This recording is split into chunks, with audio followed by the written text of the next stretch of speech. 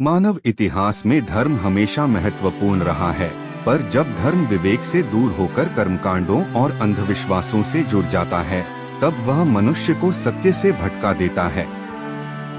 प्रस्तुत कथा इसी भटके हुए मार्ग को प्रकाश में लाते हुए बुद्ध के द्वारा दिए गए सच्चे धर्म के संदेश को स्पष्ट करती है।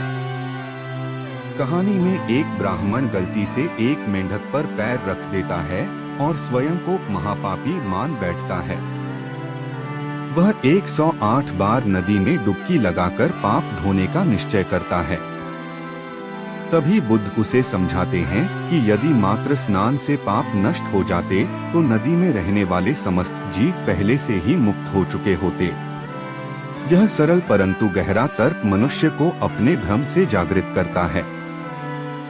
बुद्ध बताते हैं कि मनुष्य पाप नहीं बल्कि मूर्खता से अशुद्ध होता है और इस मूर्खता का नाश केवल विवेक से ही संभव है। इसके बाद गांव के कुछ लोग बुद्ध और उनके भिक्षुओं की परीक्षा लेने आते हैं। वे चमत्कार की मांग करते हैं और बुद्ध को अपमानित करने का प्रयास करते हैं, किंतु बुद्ध क्रोध नहीं करते। वे शांत रहते हैं, अपशब्दों पर भी संयम रखते हैं और अपनी करुणा से उनके व्यवहार का उत्तर देते हैं। यहीं से स्पष्ट होता है कि सच्ची शक्ति चमत्कारों में नहीं बल्कि धैर्य और आत्मसंयम में है। कहानी के अंत में बुद्ध और उरुवेला कश्यप के बीच गहन संवाद होता है।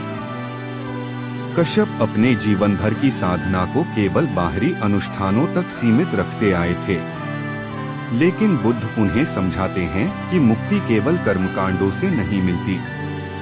जैसे नदी के दूसरे किनारे पर जाने के लिए प्रयास करना पड़ता है, वैसे ही अज्ञान से ज्ञान तक पहुंचने के लिए आत्मजागरण आवश्यक है। केवल प्रार्थना करने से किनारे स्वयं चलकर नहीं आते। बुद्ध का यह स्पष्ट, तर्कपूर्ण और अनुभवसिद्ध संदेश कश्यप के हृदय को स्पर्श करता है और वे बुद्ध को अपना गुरु स्वीकारते हैं।